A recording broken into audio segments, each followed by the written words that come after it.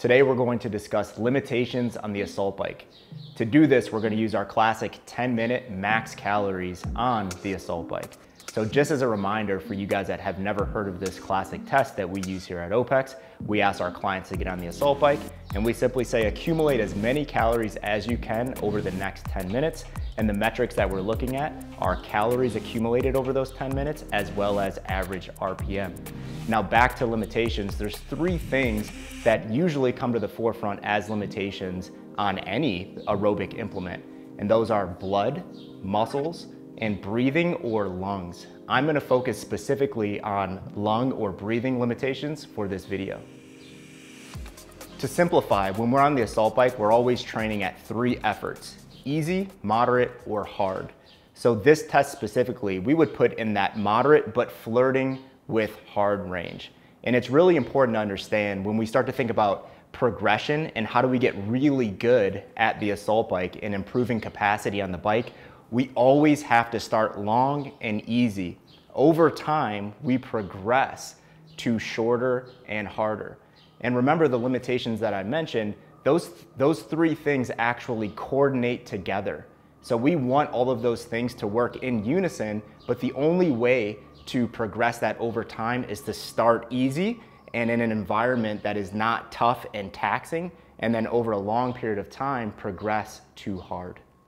Now, a few things to consider when considering how do I improve breathing. So I just want to talk about this principally and not specific. We'll get specific once we lay out our avatar. So number 1, we have to improve efficiency while doing work, efficiency breathing while doing work. So what does efficiency mean? It just simply means that you're able to breathe at a rate that makes the work that you're doing more sustainable.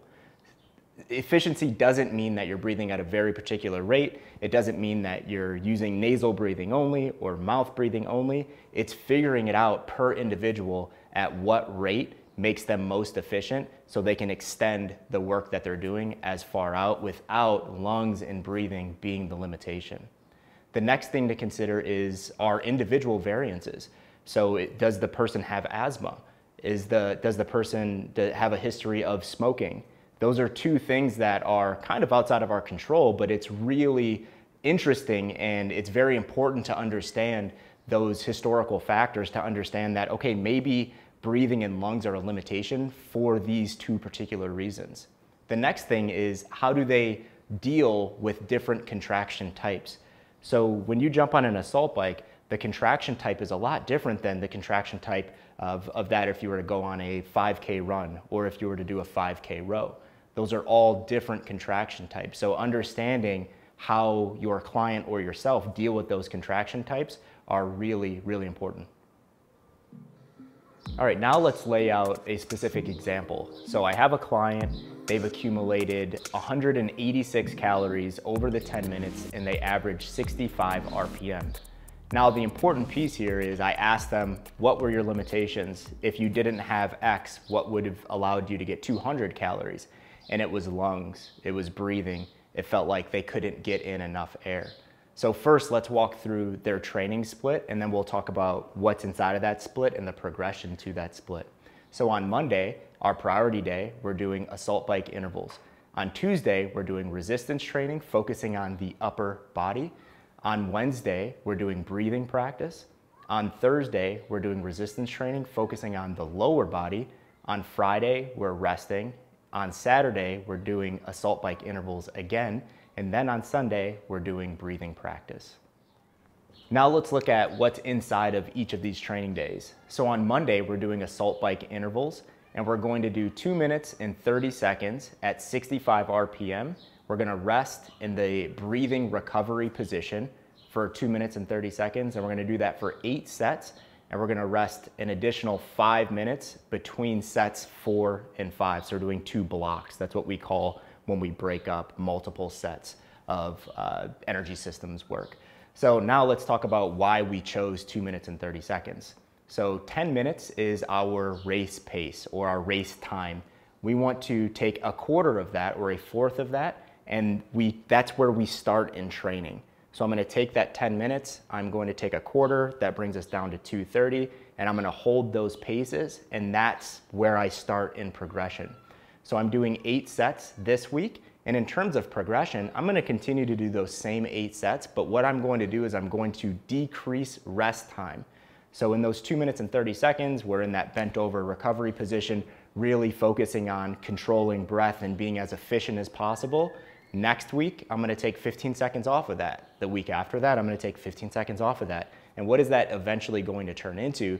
That's going to turn into 8 sets with 30 seconds rest between them at a fairly high intensity at race pace. So that's what progression would look like on Monday. On Tuesday, we're doing resistance training, upper body. Why are we doing upper body? We don't want to do anything that takes away from the work that we did on Monday. So when we do work at a tough effort on the assault bike, we're focusing a lot on quads in terms of musculature. I don't want to then go and do lower body squats or lunges on the next day. I want to be able to recover from the work that I did on Monday. That's why we're doing upper and resistance training. On Wednesday, this is another great opportunity to practice breathing on the assault bike. So I'm going to go 20 minutes on the assault bike at a low aerobic pace, just practicing breathing efficiency. I'm going to go for a 10-minute walk, and I'm going to jump back on that assault bike and go for another 20-minute spin at that same pace, practicing efficiency in breathing. Then we go to Thursday, and I'm doing resistance training, focusing on the lower body. Why am I putting this on that day? I'm really fresh because I just did breathing practice the day prior, and then on Friday, I'm going to take a rest day, so I have time to recover before I do my assault bike intervals again, and that brings us to Saturday. I'm gonna do the same progression that I laid out on Monday, but this is a great opportunity to get more volume in, and the way that we progress that week over week is going to look the exact same.